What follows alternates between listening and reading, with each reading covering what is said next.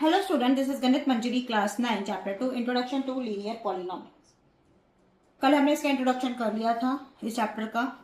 आज हम इस चैप्टर का एग्जांपल्स करते हैं कि ठीक है, और हो सका तो एक्सरसाइज पे भी आ जाएंगे। एक्सरसाइज 2.1 भी कर लेंगे।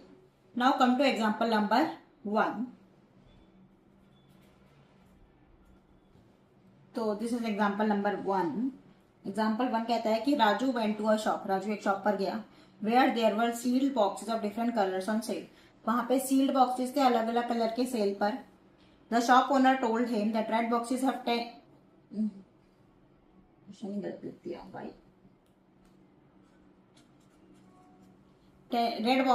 4 pens each and blue boxes have 5 pencils each। Shop owner ने उससे कहा कि रेड बॉक्सेस में 4 पेन है एक बॉक्स में। मतलब रेड बॉक्स अगर आप खरीदोगे तो उस रेड बॉक्स में आपको 4 पेन मिलेंगे। ब्लू बॉक्स खरीदोगे तो उसमें आपको 5 पेंसिल्स मिलेंगी।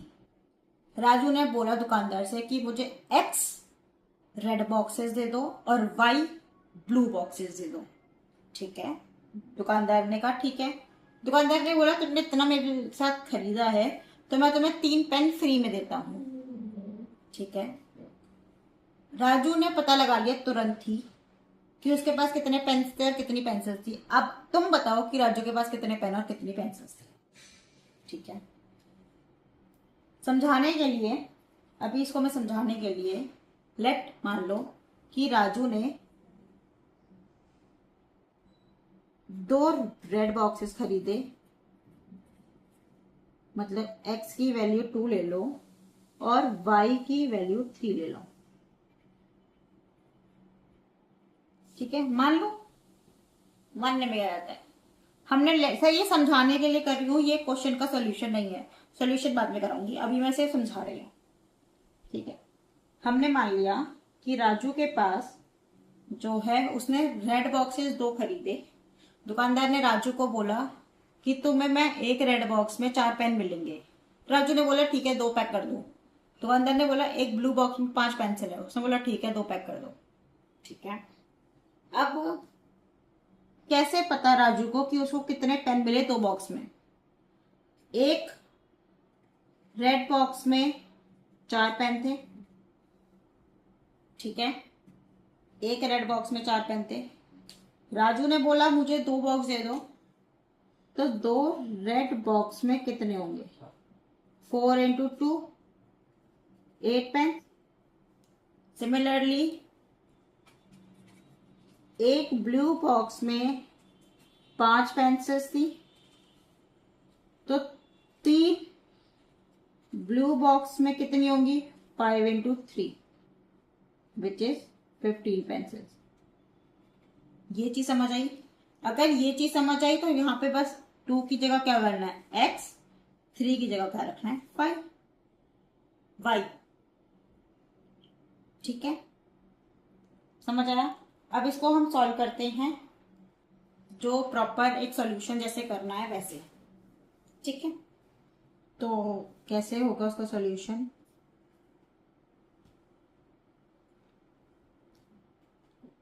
One red box contain 4 pens. ठीक है, Raju bought X red boxes. So X red boxes contain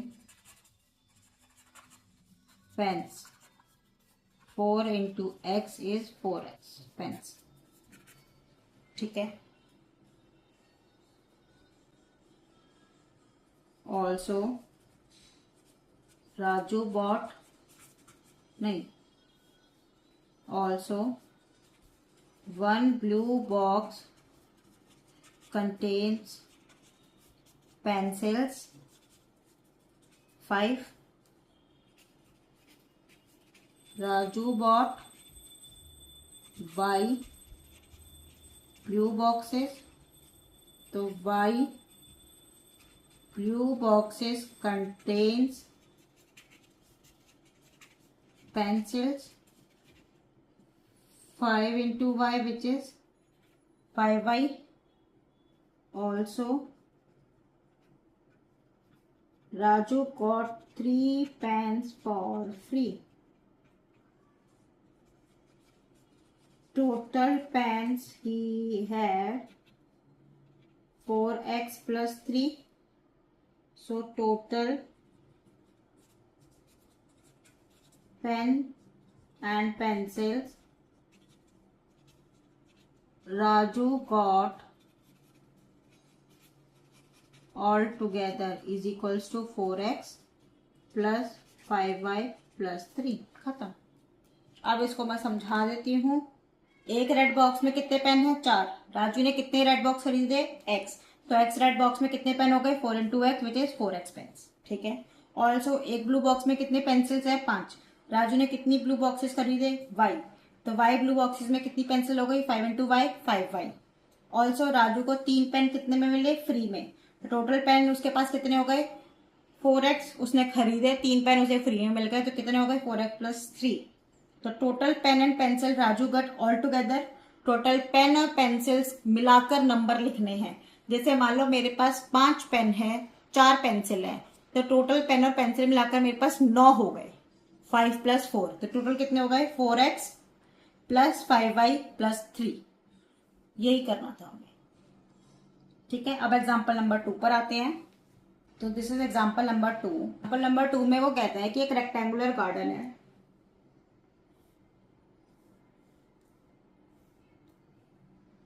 ठीक है. ये एक रेक्टेंगुलर गार्डन है.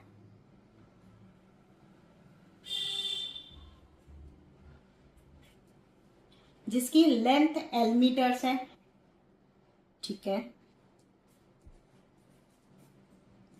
और विड्थ W मीटर्स है. ठीक है. और जिसको हमने फेंसिंग करनी है, मतलब बाउंड्री बनानी है और इसको डेकोरेट करना है. The wire fences to be laid along the length. Length पे हमने वायर फेंसिंग करनी है, मतलब वायर से बाउंड्री बनानी है, जिसकी कॉस्टिंग है पर मीटर 100 रुपीज. और wooden fences to be built. और विड्थ पे हमें वुड लगाकर बाउंड्री बनानी है. विड्थ कॉस्टिंग जिसकी कॉस्ट है 80 रुपीज पर मीटर. गार्डन के अंदर हमने स्पेशल सीड्स डाले हैं, जिसकी कॉस्ट है 50 rupees per square metre. Total cost निकालनी है. ओके. तो सबसे पहले length of the garden L meters. Width of the garden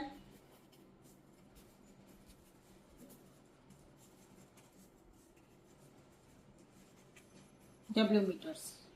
Now एक लेंथ पे पर मीटर पे cost of wire fence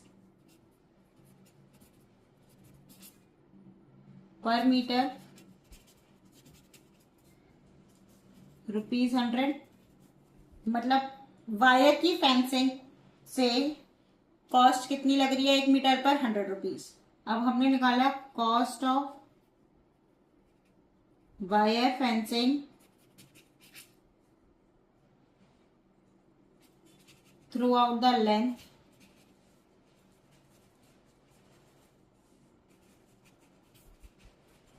of garden.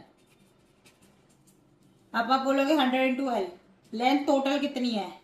L plus L. ये भी तो लेंथ है ना, तो L plus L 2L,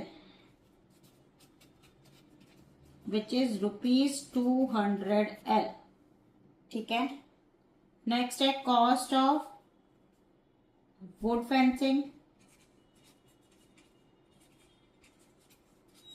पर मीटर ₹80. ठीक है. कॉस्ट ऑफ वुड फेंसिंग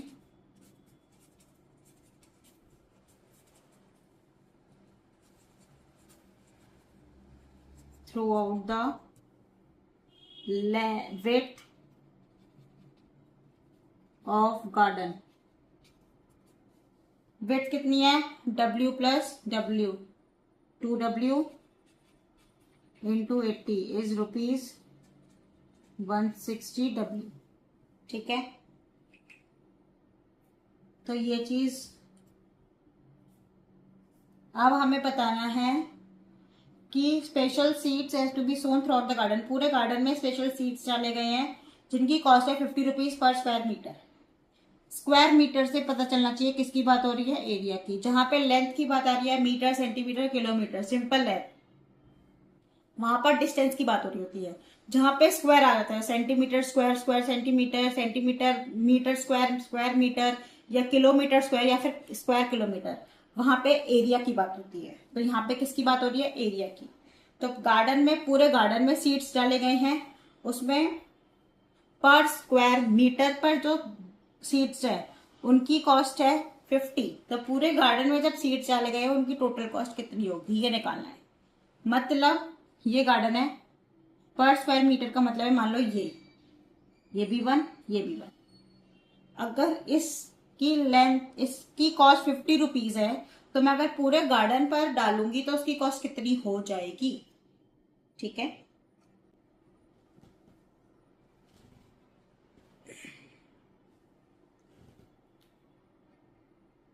तो सबसे पहले हमने निकाला cost of seeds sown in the garden per meter, per square meter, ₹50। अब पहले एरिया निकालेंगे, area of garden L into width, length into width, L into W is, which is LW। तो cost of seeds sown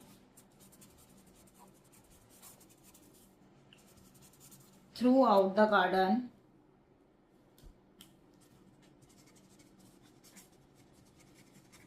which is equals to 50 into LW which is ₹50 L। फिर निकालना हमें total cost incurred.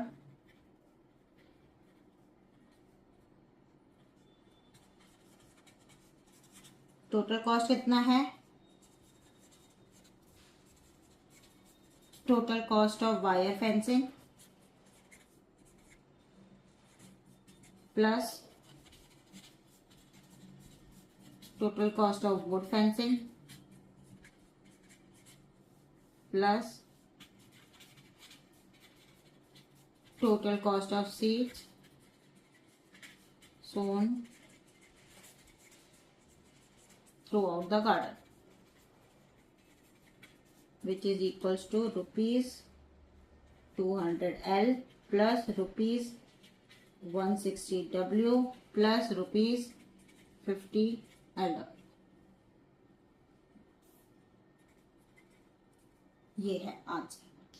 ठीक है, अब आता है हमारा एग्जाम्पल नंबर 3।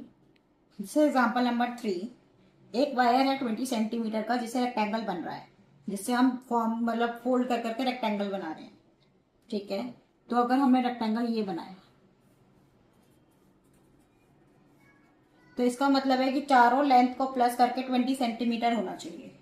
ठीक है, ये चीज समझ आई, चारों लेंथ को प्लस करके हमारा 20 सेंटीमीटर होना चाहिए। तो मतलब AB plus BC plus CD plus DA is equal to 20 centimetre. और चारों ये जो इसको बोलते हैं हम पैरामीटर, तो पैरामीटर हमारा रेक्टेंगल का क्या है, तो पैरामीटर ऑफ रेक्टेंगल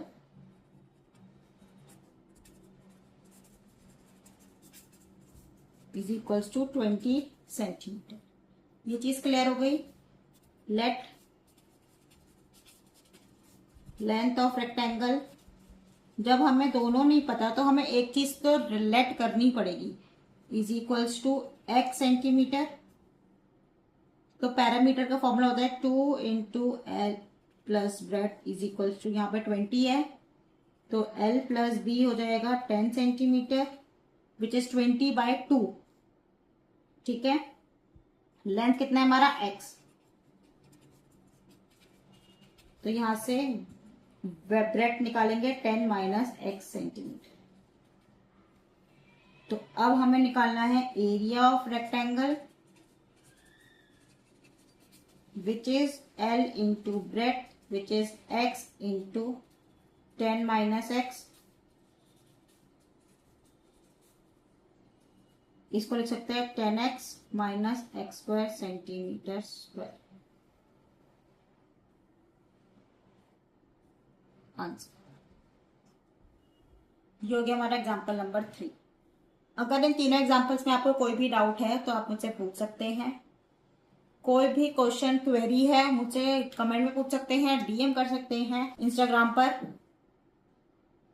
ठीक है, तो अगर 1 2 3 एग्जाम्पल्स में आपको कोई भी डाउट है, कुछ भी है, तो मुझे कमेंट में बता सकते हैं, मुझे इंस्टाग्राम पर DM कर सकते हैं।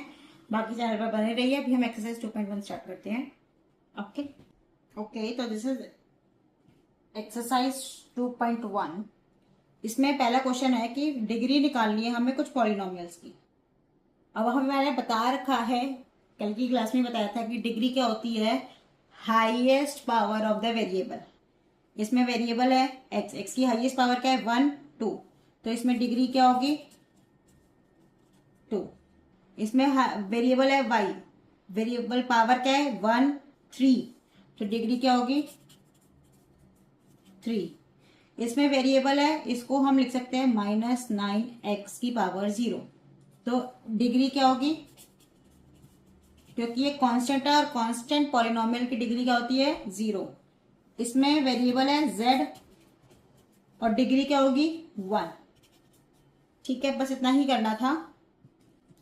2.1 बहुत इजी है।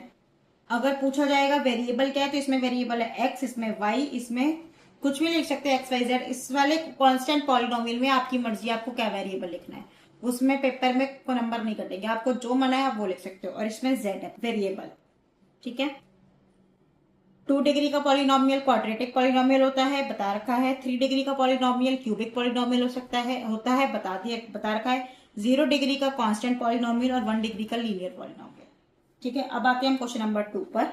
इसमें क्या करना है, हमें पॉलिनोमियल लिखना है जिसकी डिग्री 1 होगी। पॉलिनोमियल लिखने हैं, 1 लिख लो 2 लिख लो, आपकी मर्जी है। डिग्री 1 का पॉलिनोमियल लिखना है, डिग्री 2 का लिखना है और डिग्री 3 का लिखना है। एक एक मैं लिख रही हूँ, एक एक आप कमेंट में बताओगे।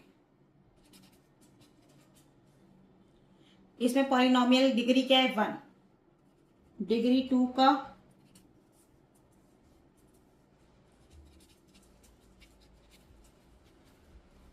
और डिग्री 3 का।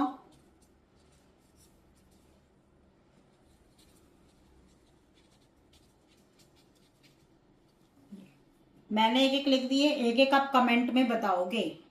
ठीक है, पॉलिनोमियल्स जरूरी नहीं है पेपर में, यहाँ पे गिवन नहीं है कि 1 लिखना है 2 लिखना है। जब गिवन नहीं हो तो आपकी मर्जी है, आपको 1 लिखना है 2 लिखना है। नेक्स्ट आते हैं क्वेश्चन नंबर 3 पर। तो पॉलिनोमियल है, ये क्वेश्चन नंबर 3, एक सेकेंड, पॉलिनोमियल है।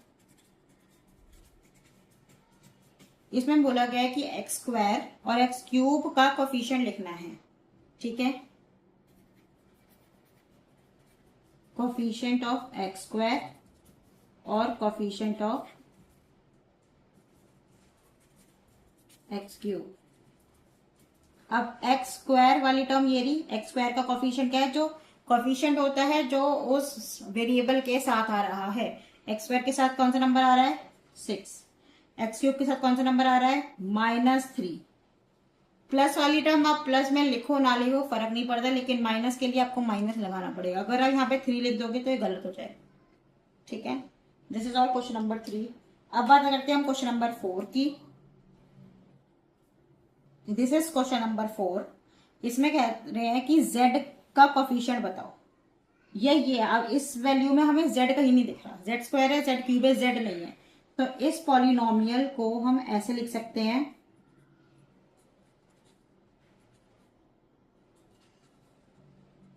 तो z का कोफिशिएंट क्या है यहाँ पे 1, क्योंकि यहाँ पे z वाली टर्म थी नहीं, इसलिए हमने z वाली टर्म लाई है। और z वाली टर्म थी नहीं, तो इसको लाने के लिए हमें कोफिशिएंट को 0 बनाना पड़ेगा, क्योंकि अगर कोफिशिएंट को हम 0 के अलावा कुछ भी लिखेंगे यहाँ पे तो z वाली टर्म इंक्लूड हो जाएगी।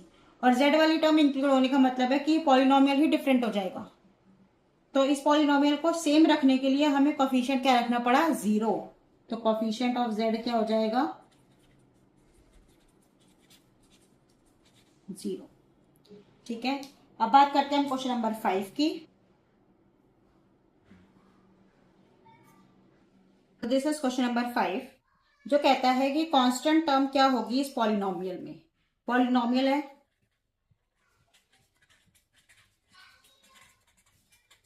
बताया था कांस्टेंट टर्म क्या होती है, जिसके साथ कोई भी वेरिएबल नहीं होता। इस टर्म के साथ वेरिएबल है, इस टर्म के साथ वेरिएबल है, इस टर्म के साथ वेरिएबल है, इसके साथ कोई भी वेरिएबल नहीं है। तो कांस्टेंट टर्म क्या होगी, -10। अभी बताया माइनस वाली टर्म में माइनस लगाना जरूरी है, प्लस वाली टर्म में प्लस को बिना लिखे भी लिख सकते हैं। तो यहाँ पे कांस्टेंट टर्म क्या होगी, -10। ठीक है, अगर आपको एक्सरसाइज 2.1 समझ नहीं आई हो तो आप मुझे कमेंट कर सकते हैं या DM भी कर सकते हैं इंस्टाग्राम पर जाकर। Okay, that's all for today. अगर आपको वीडियो पसंद आया तो लाइक करें, कमेंट करें और चैनल को सब्सक्राइब करना ना भूलें। Thank you, that's all for today.